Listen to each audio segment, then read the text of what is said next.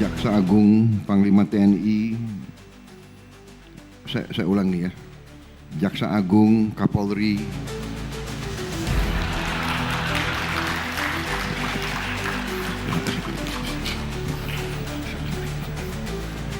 selalu berdekatan.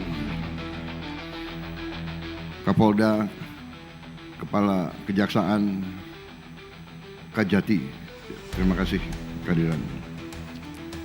Nah itu benar itu, Kapolda dan Jaksa duduk dekat-dekatan itu.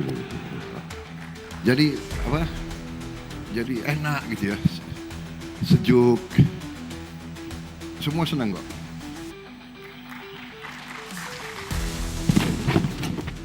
Enggak. Bercanda aja, bercanda. Boleh bercanda enggak? Nanti dilarang bercanda kita. Apa ada larangan bercanda? Saya nggak tahu. Boleh? Enggak, presiden kan harus serius. Wah, baru opening aja Pak Prabowo udah bikin seisi acara senyum-senyum ketar-ketir, guys. Di acara akad massal 62.000 unit KPR subsidi di Batang, sapaan pembuka presiden kita ini beneran to the point dan epic abis. Saya ulang nih ya. Bayangin aja, Pak Prabowo langsung notis Jaksa Agung dan Kapolri yang duduknya nempel banget. Beliau juga nyapa santai pejabat Gubernur Bank Indonesia dengan celetukan, kayaknya gimana? Oke lah, terserah DPR nanti. Nggak ketinggalan, Gubernur Jawa Barat Kang Deddy Mulyadi juga kena roasting tipis soal outfitnya. Gubernur Jawa Barat yang saya hormati,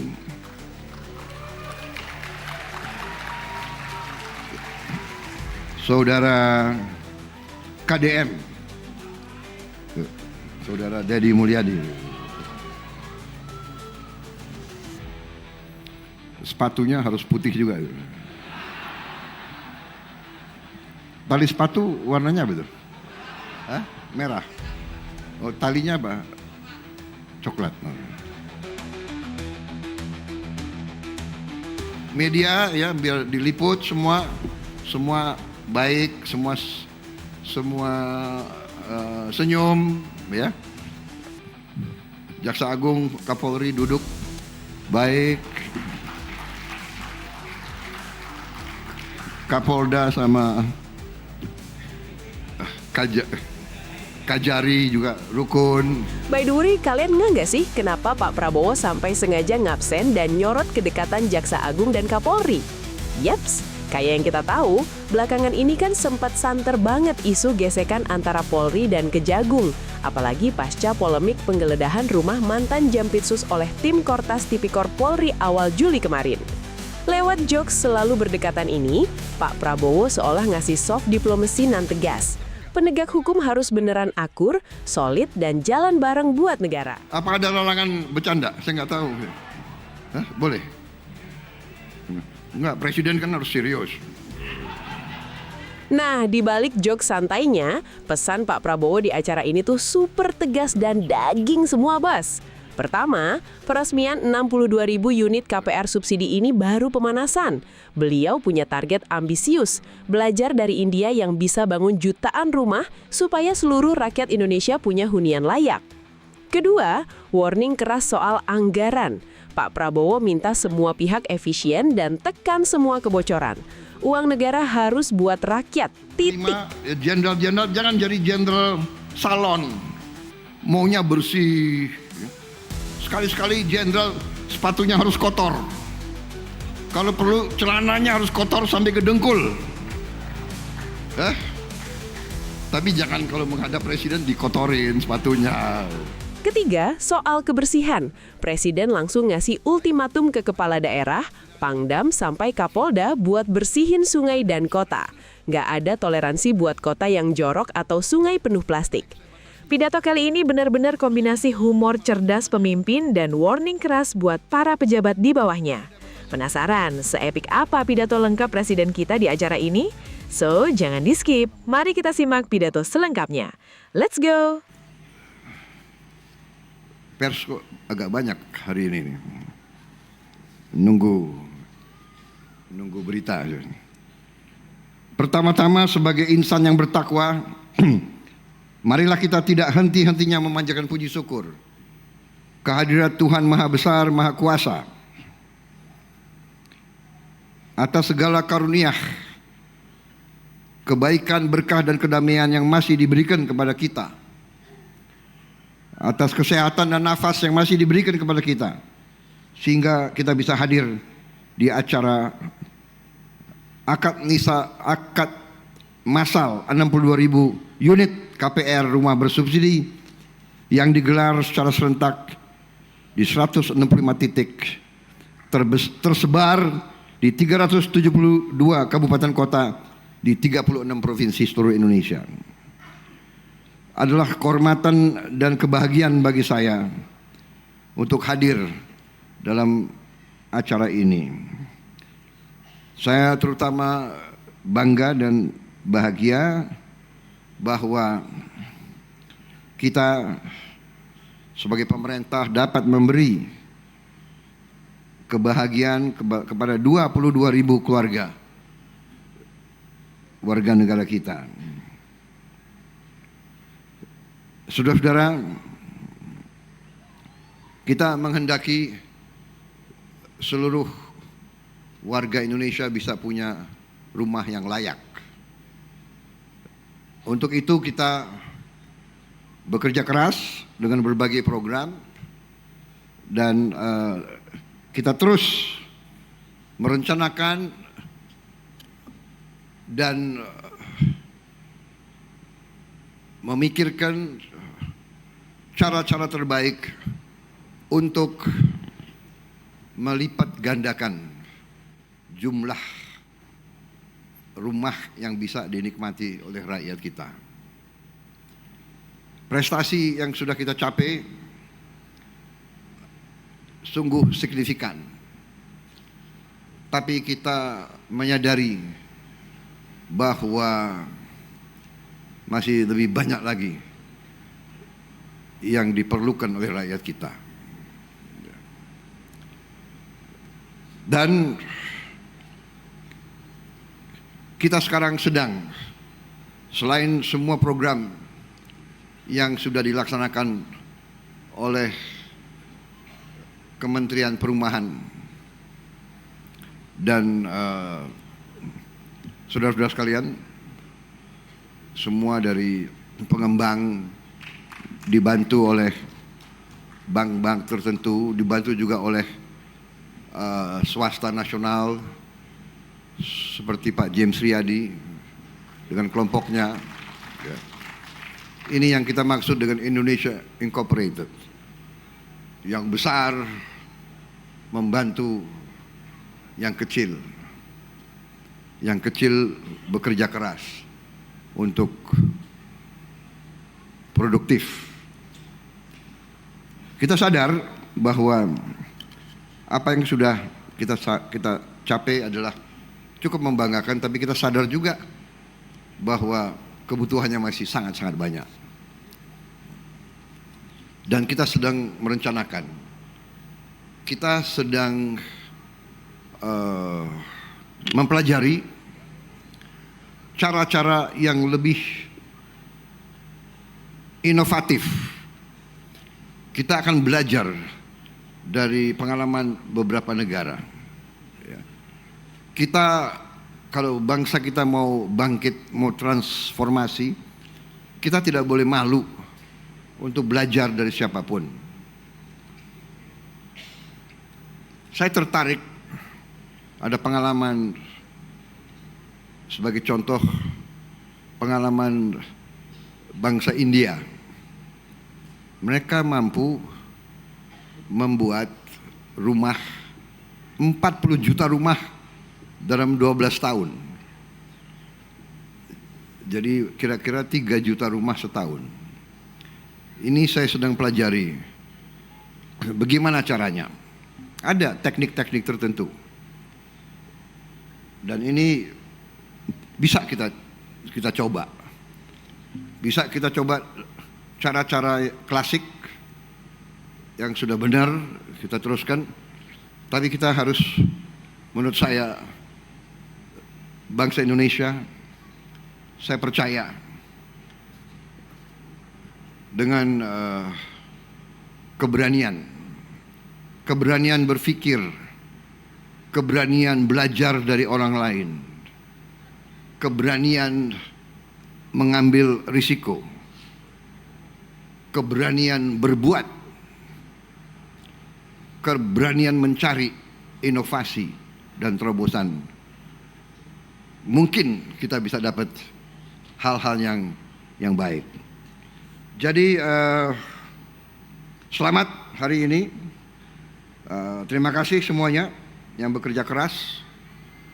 Terima kasih Bank Indonesia juga mendukung. Ya, semua Bank Himbara sekarang bersama Bank Indonesia, bersama semua unsur kita ini harus jadi satu tim, satu kesebelasan. Kuncinya adalah kerjasama. Kita sekarang semua adalah anak-anak Indonesia. Kita semuanya dalam satu keluarga besar, dalam satu kapal besar yang namanya NKRI. Dengan kerjasama, dengan saling percaya, dengan saling mendukung, dengan saling mengisi, dengan saling memperkuat, kita akan mencapai hal-hal yang besar. Jadi saudara-saudara,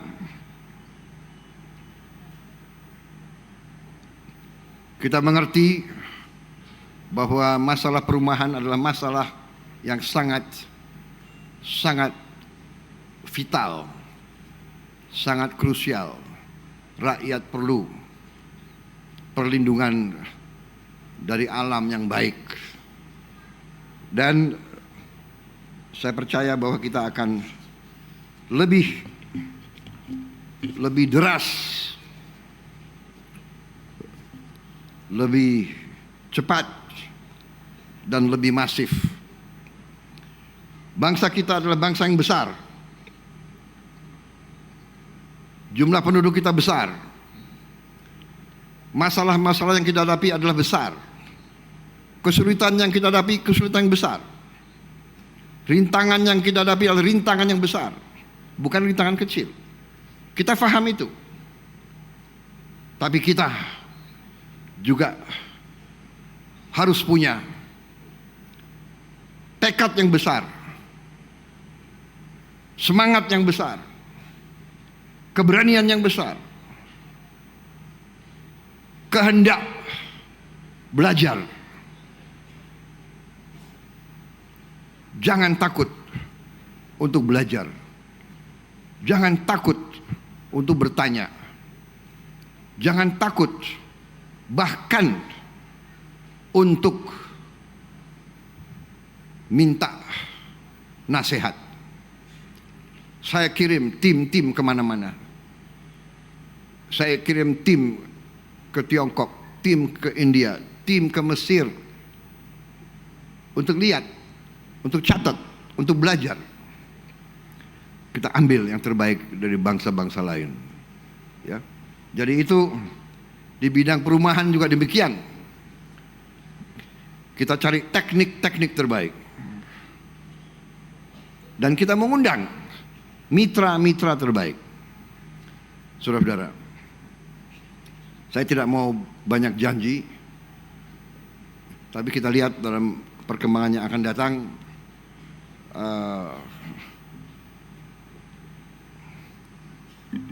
rencana-rencana kita akan terus.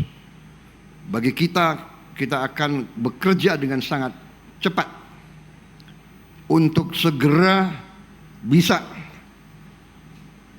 memberi hasil nyata kepada rakyat, menggerakkan ekonomi kita. Ya. Saya kira itu sudah jelas. Kita sudah buktikan dalam hampir 2 tahun ini kita di jalan yang benar. Hasilnya sudah nyata. Krisis dunia bukan krisis yang ringan. Krisis dunia nyata. Perang itu sangat berbahaya dan dahsyat. Untuk itu kita harus kompak, Kita bersyukur dengan semua yang kita punya. Untuk itu kita harus lebih efisien. Kita harus lebih hemat. Kita harus lebih teliti. Kita harus tekan semua kebocoran. Kita harus tekan semua kebocoran. Karena dunia dalam keadaan yang sangat-sangat tidak menentu. Perang di Timur Tengah akan, kita harus siap mental bahwa akan panjang, akan meluas, akan tambah buruk. Kita bersyukur potensi kita sangat besar. Kita akan menghadapi kesulitan, tapi kita banyak jalan keluar. Ya, sumber daya kita sangat besar. Tinggal bagaimana kita kelola dengan baik. Jadi saudara-saudara, hari ini kita bersyukur. Saya ucapkan selamat. Saya ucapkan penghargaan kepada semuanya yang telah bekerja keras. Dan saya yakin arah kita benar, arah kita kuat, kokoh, fundamental kita kuat dan kokoh. Saya senang kalau saya diundang ke daerah-daerah. Hari ini saya rasakan di Batang, berapa saat yang lalu saya di Jawa Barat, di Jawa Timur, di mana-mana, dari Gorontalo, dari mana-mana saya merasakan hangatnya rakyat. Saudara-saudara, walaupun sekali lagi saya mohon para gubernur, bupati, ya, kalau saya datang tidak perlu untuk dikerahkan rakyat supaya nyambut saya. Sebetulnya, ya, saya senang ketemu rakyat. Kalau memang dia ingin nyambut saya juga saya.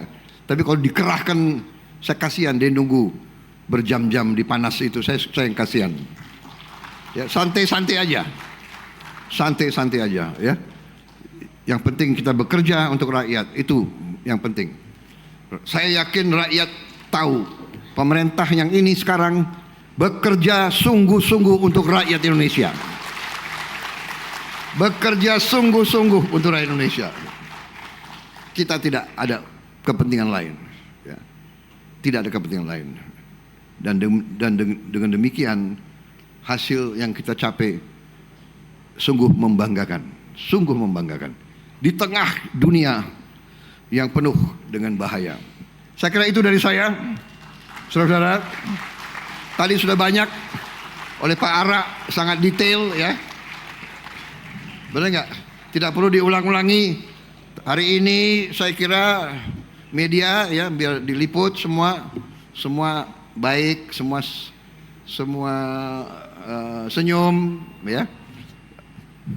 Jaksa Agung, Kapolri duduk baik, Kapolda sama Kajari juga rukun, baik, semuanya baik. Dan hari ini nggak ada ucapan-ucapan dari saya yang terlalu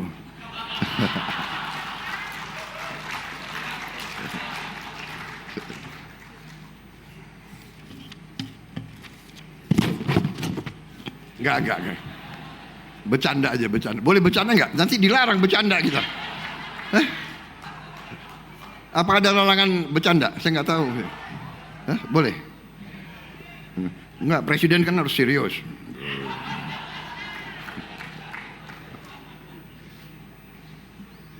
Saudara-saudara sekalian, saya ucapkan selamat kepada Menteri Perumahan dan semua jajarannya.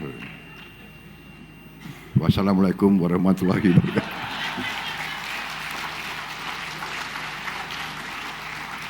Tapi terima kasih Pak Ara. Nanti ada rapat khusus ya, gubernur, semua bupati saya akan kumpulkan di Jakarta. Saya tidak tahu persisnya kapan. Khusus bicara tentang Indonesia asri. Ya, asri, aman, sehat, resik dan indah. Ya, karena ini sangat penting. Terus saja, kita mau transformasi bangsa, berarti kita perlu banyak industri hilirisasi, banyak pabrik, banyak terobosan, processing. Kita butuh keamanan makan, ketahanan makan, swasembada pangan. Sudah kita capai, harus kita amankan. Dunia penuh ketidakpastian. Kita harus amankan itu. Kita harus amankan energi. Kita harus amankan semua itu. Tapi kita harus jaga lingkungan hidup kita. Kita harus jaga perubahan cuaca tidak jelas. Pemanasan global artinya kita sebagai manusia harus inisiatif. Kita harus jaga. Berarti sampah harus kita kendalikan. Dan insya Allah dalam 1 tahun ini, 2 tahun ini kita akan bikin perubahan drastis. Kita akan kendalikan sampah di akhir 2027. Masalah sampah di Indonesia saya minta sudah selesai, saudara-saudara sekalian. Tidak ada lagi gunung sampah. Ini akan kita capai. Tapi selain kebersihan, kita juga perlu hidup dalam alam yang indah estetikanya. Karena ini adalah salah satu upaya daya tarik untuk pariwisata. Pariwisata adalah pencipta lapangan kerja yang sangat besar. Saudara-saudara. Tapi wisatawan tidak akan mau datang ke kota yang jorok. Dia tidak akan datang ke pantai penuh plastik dan sampah. Dia tidak mau datang melihat sungai-sungai dan kali-kali yang penuh dengan sampah. Selain tidak sehat untuk kita, tidak bagus untuk harga diri kita.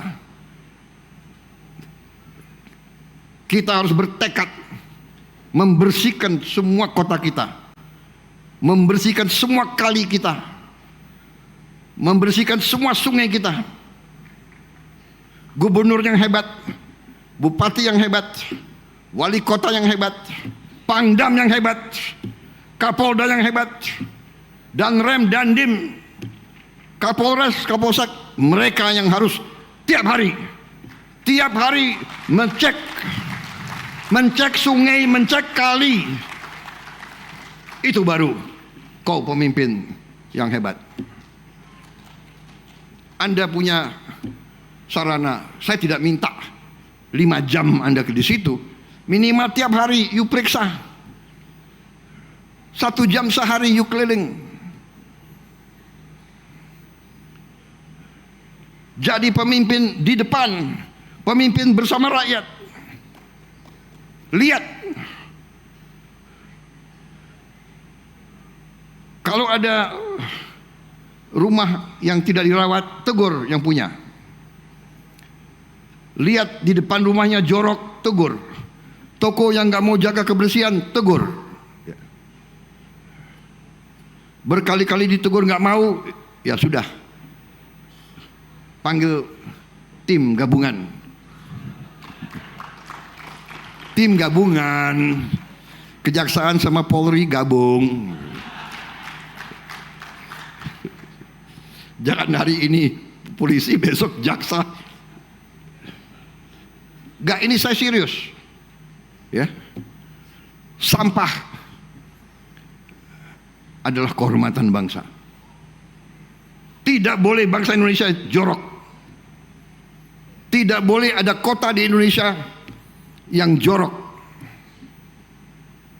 Ini tantangan kita semua. Tantangan kita semua. Tapi saya kira kalau tiap ketua RT, tiap ketua RW cerewet, tiap ketua koperasi, tiap ketua masjid, tiap ketua kelompok masyarakat, kalau semua saling ingatkan, dirut-dirut BUMN, anak buahmu ribuan, perintahkan pagi-pagi 1 jam tiap pagi membersihkan lingkungan. ASN di semua Pemda keluar 1 jam atau 2 jam tiap pagi bersihkan. Nanti kita kasih insentif ya. Ada Menteri Ekon di sini, nanti kasih ada ya. Menteri Menseknek, koordinasi nanti sama Menteri Keuangan ya. Kita bikin lomba kota terbersih. Kota terbersih 1, 2, 3, 4, 5. Perlu nggak kota terjorok? Yang penting kota terbersih. Kita kasih nanti insentif. Ya. Kota terbersih malah kita kasih kalau bisa 20 miliar.